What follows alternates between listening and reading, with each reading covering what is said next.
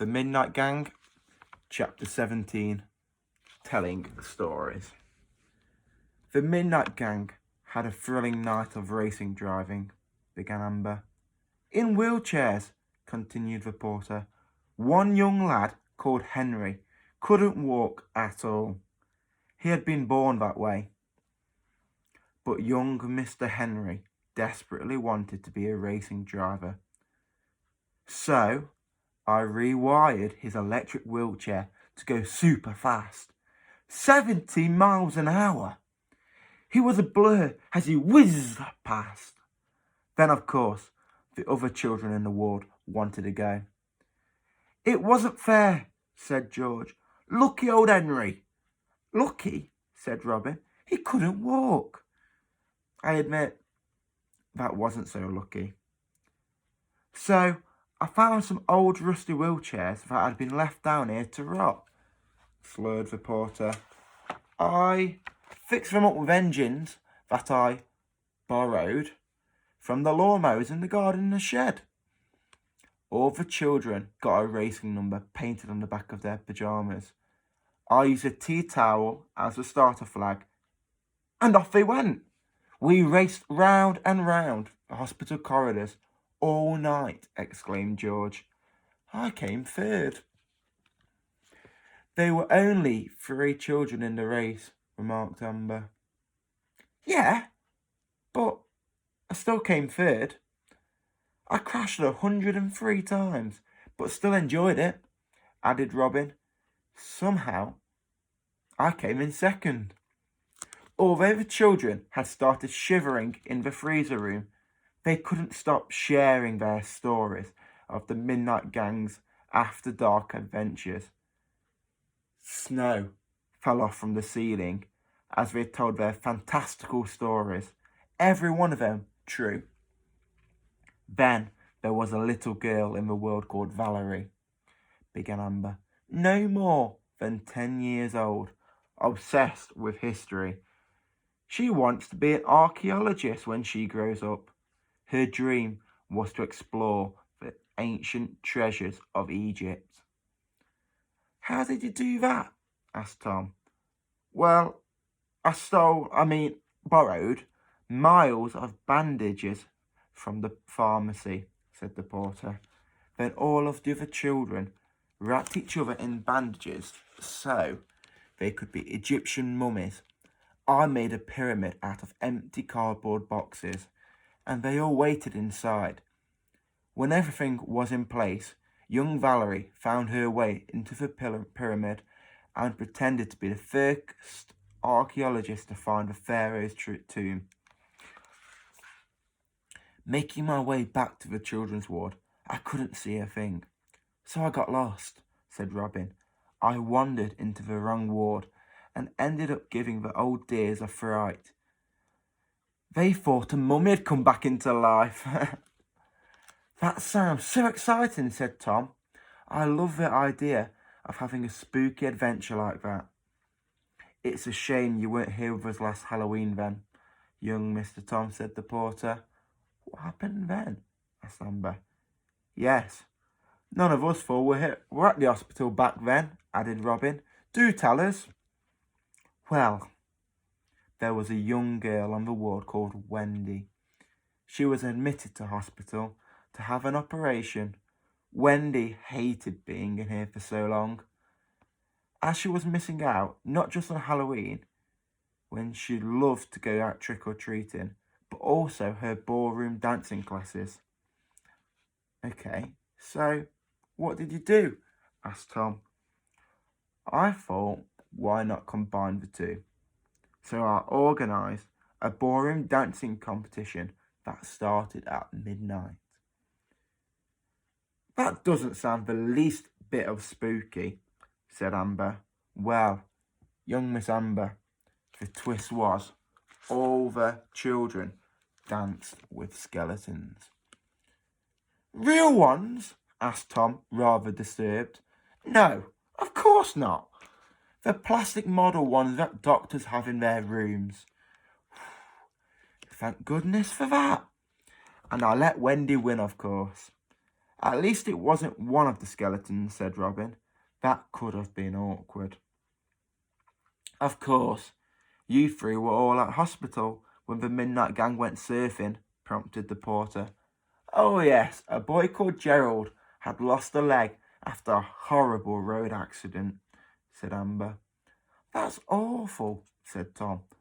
What was also awful was that the matron told him he now had absolutely no chance of being a professional surfer. Terrible woman, said Robin. But the midnight gang were having none of it, continued the girl.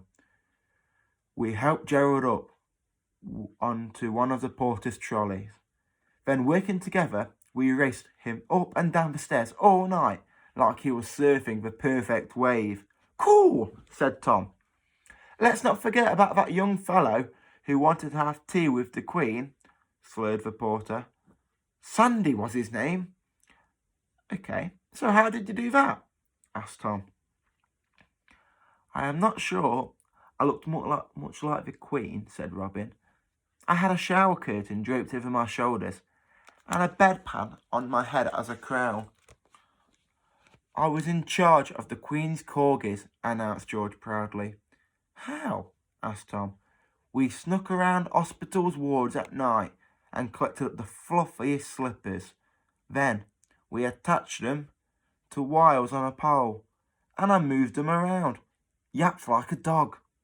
It was unbelievably lifelike, said Robin, sarcastically. Sandy really enjoyed it, said George. He didn't enjoy being hit on the head with the pole. That wasn't my fault, protested George. Those corgis were out of control.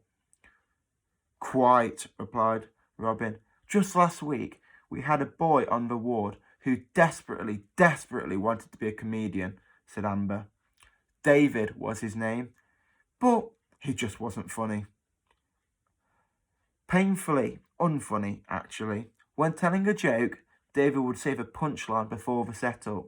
He would say, the tomato saw the salad dressing. Why did the tomato blush? What? Asked Tom. Oh, it gets worse. Is there an owl in there?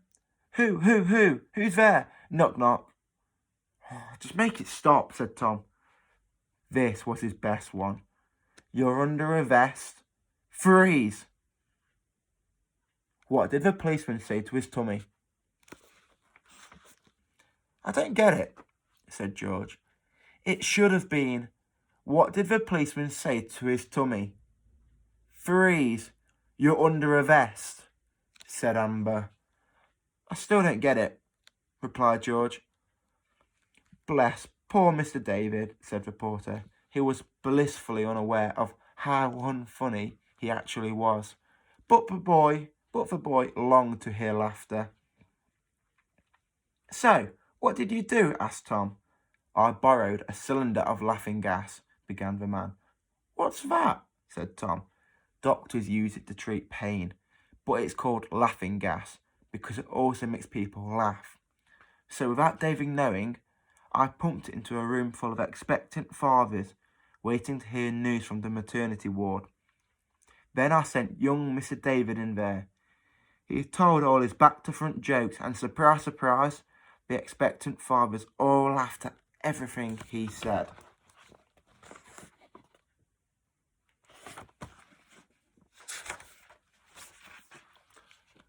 One of my favourites was when the midnight gang swam with dolphins, remembered George.